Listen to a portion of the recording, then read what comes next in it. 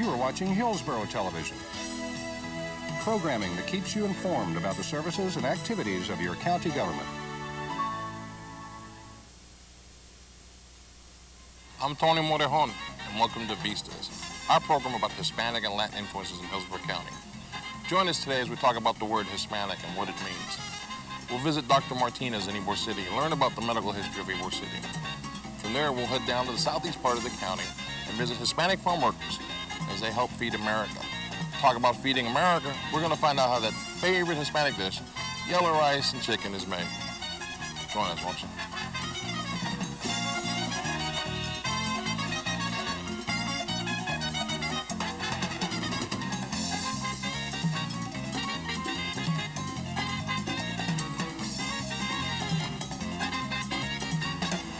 The term Hispanic, what does it mean and where did the word come from? We asked the same questions to folks on the street, and here's what we found out. Joe, tell us what Hispanic and Latino and all that mean to you. I feel that Latinos is all the Latin communities of different nationality. Argentina, Cuba, Caribbeans, the Latin, Italians, all Latinos. Brown hair, brown eyes, olive skin. That's it. This is Gary. I think Hispanic. I got this friend named Jamin, so I think like Hispanics are Jamin all the time, you know? Beautiful. I don't know. The dark hair is normal, I guess, what people think of Spanish people, but they do have blonde hair and green eyes. Yeah, they do have. They vary. I don't know. They're all different. I agree. Hispanic, as far as I've been told here lately, if you came from Cuba, Central America, from Guatemala and all that. But if they found that you were originally from Spain, they just call you Spanish. That's what I was told. So you're not, according to them, you're not Hispanic, even though you came from a Spanish background, right? That is correct. That is correct. Me and my wife both. I mean, I traced them back to Spain. My grandfather was from the Basque Country, and my wife's parents are from Galicia. So we're all Spanish in my family. What do you think about the word Hispanic, and what does a Hispanic person look like? Hispanic is dark hair, brown eyes, handsome, beautiful skin, and they usually can speak Spanish. And I think of Cuban cigars and this guy I used to go out with. Hi, I'm Jeff, and I hear the word Hispanic, I think of Taco Bell. Okay, thank you. Viva Gordita. What does a Hispanic person look like? Like me. How's that? I mean, you know, it's funny you say that because I'm part Cuban and part Sicilian, and I've got the blonde hair and the green eyes. Like me, dark hair, heavy eyebrows. The skin range could go from fair to olive. Can you tell me what Hispanic means? Well, if you had asked me that question 40 years ago, I wouldn't have been able to answer it. But after meeting and marrying my Hispanic husband, I have learned a lot about Hispanic. I love the culture. I love all the food. The Spanish people are very warm, kind people. The Spanish culture is just a great culture. Hispanic means Mexican, and that's it. Thank you. My name's Kevin Houghton. I guess this Hispanic means they're dark-skinned, and some Hispanics are good skateboarders because we're on the bug skate team. Well, to me, it means that they're trying to classify you whether you speak Spanish or English, and it's a mixed language. And as far as I'm concerned, it's like the Cubans say that the companion, they talk four words in English and one in Spanish. That's how we get by with it. It's hard for me to tell you, other than, you know, it's just comes from within, and it comes from the Latin background, the way we were raised here in our community. And I'm just grateful to be from Tampa and from the Ybor City area all my life. I love everything about Hispanic. To me, Hispanic means wonderful. You've just seen what some people think the word Hispanic means. Let's head over to the county center and talk with Darry Ruiz from Human Resources Department to see what his definition of the word Hispanic is. It's a government label created around 1970 to describe people of Spanish descent. Hispanic is not a racial group. It's a composition of different races. We have white, black, Indian, mestizos. We have people of different races grouped under that label. The great majority is a common language, Spanish. A good example of it is the population here in Hillsborough County, where 20% is Hispanic. They are tall, short, black, white, blonde, black hair, blonde hair, blue eyes. They come in different types. Next, we're going to visit with Dr. Victor Martinez, learn about the medical history of Ybor City. Joining us today is Dr. Victor Martinez, ND, JD, and a good guy.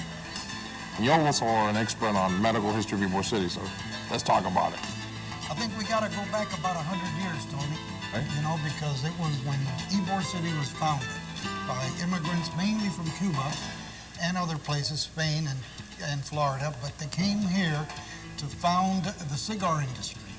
And it was because of the need that these immigrants had as cigar makers for many things, including medicine, that we see the most interesting history of how medicine evolved in the community of Ybor City. So Victor, what you're telling me is that HMOs were really developed here in Ybor City? Yeah, that's something that I point out. Kaiser Permanente claims that they invented HMOs in the middle of the century, like 1950, yet we have proof here that at the turn of the century, 100 years ago, the Italian club, the Centro Español, Centro Italiano, and many of the clinics that we're going to be talking about really had incorporated all of the concepts of HMO, prepaid medicine, and you'll see that the benefits then were even more than the present HMOs offer. Okay. Here's how it goes back. I guess we can say that the medicine in Ybor City started at El Pasaje, which is a famous historic place in Ybor City. It was owned by a physician, a general practitioner by the name of Dr. Avellanal. And it was a hotel and a restaurant. Later, you might know that it became the Cherokee Club, famous for Teddy Roosevelt's Rough Riders when they were going to Cuba. However, getting back to medicine, Dr. Avellanal was practicing medicine. He used to make a lot of house calls, and then he envisioned that there was a need for a clinic and a hospital. So in 1904, Dr. Avellanal purchased the building across the street from his house and converted it into a very well-known Ybor City clinic called El Bien Público. He ran it with physicians mainly from Cuba during a period of time, and one of his doctors, Dr. Aurelio Gonzalez, who was working there, finally bought the clinic from him in 1939, and from that point forward it was the Gonzalez Clinic, also known as El Bien Público.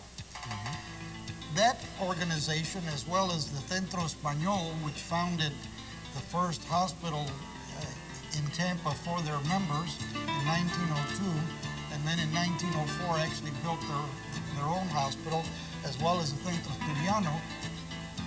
Also, at the turn of the century, in the first few years in the 1900s, all had very, very similar health plans and benefits.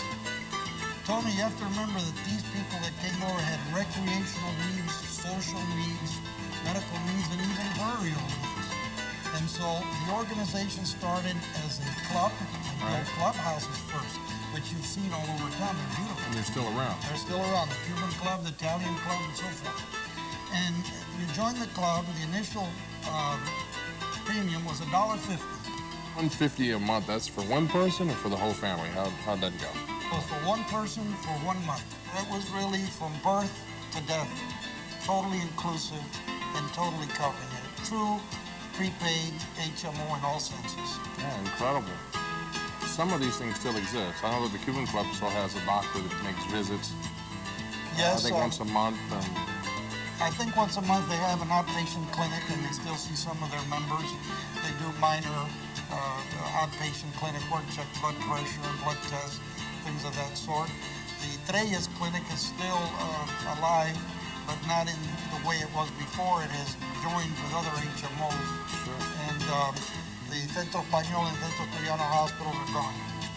Right. High tech, the high cost of medicine in the 80s really wiped them out financially. They could not keep up with the low premiums that the members were paying. But then again, Medicare came, Medicaid, and other things, and so the need in the 80s and 70s obviously wasn't the same as it was there. But what I think is admirable is how our forefathers that were here had the vision and the foresight, to do what they did at a time when they realized that that population was not going to be assimilated in the community and that we were going to have to fare for ourselves as immigrants and cigar makers. And I must tell you, as a doctor, that going back and reviewing everything they did, what they had, they did an excellent job. Victor, I want to thank you again for sharing the history of Ybor City, the history of our medical history here in Ybor City, for folks to know. Thank you very much for being a part of our program. It was a pleasure to me, and it was really nostalgia for me too, You got it. Thank you for having me. Thank you, Victor. Dr. Martinez just told us about the hard work of folks here over 100 years ago in Ybor City. Let's go to the southeast part of the county and see how Hispanic farm workers are working hard to feed America.